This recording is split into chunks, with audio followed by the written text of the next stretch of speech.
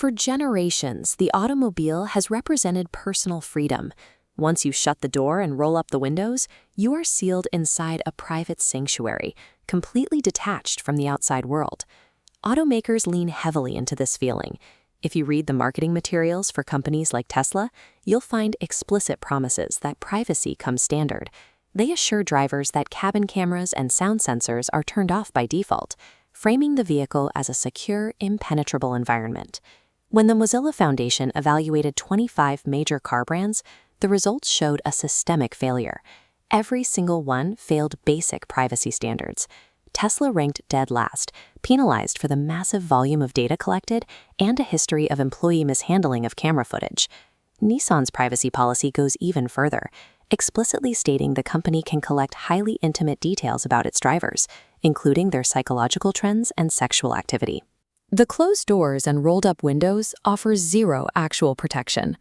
Operating a modern car requires surrendering the kind of intimate personal information you would normally guard with your life.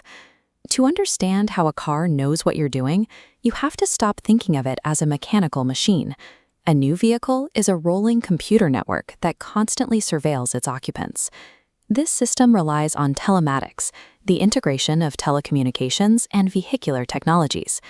Dozens of electronic control units, or ECUs, are wired throughout the cabin and chassis. These tiny computers monitor your braking habits, the weight of the person in the passenger seat, and your precise geographic location. Manufacturers claim they pool this information for fleet learning. By analyzing aggregated data from millions of vehicles, they train autonomous driving systems and deploy over-the-air updates to improve airbag timing and seatbelt tension. To collect this data legally, automakers rely on broad user agreements presented on the center console screen. If you decline these terms, you frequently lose access to standard functionalities like the navigation system or hands-free driving. The massive data harvest happening in the background is a deliberate feature.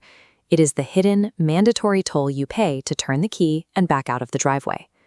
Once that data leaves the vehicle's internal network, it travels to the automaker's corporate servers, where it's packaged and sold to unregulated third-party data brokers. These brokers act as middlemen, and their most eager clients are insurance companies.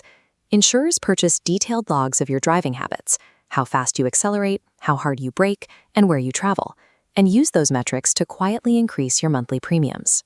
The Federal Trade Commission recently had to intervene, taking action against General Motors for routinely disclosing drivers' geolocation and behavior metrics to consumer reporting agencies without adequate, clear consent.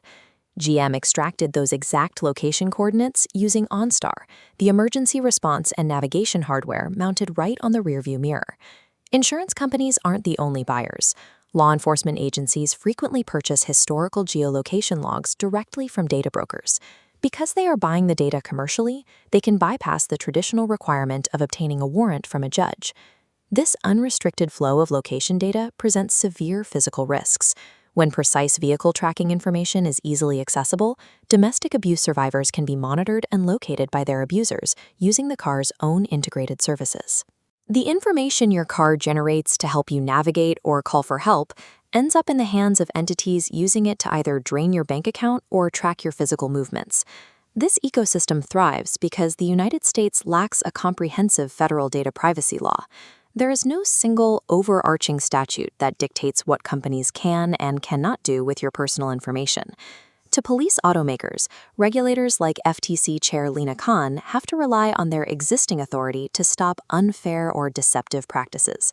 If a company lies in its privacy policy, the FTC can step in.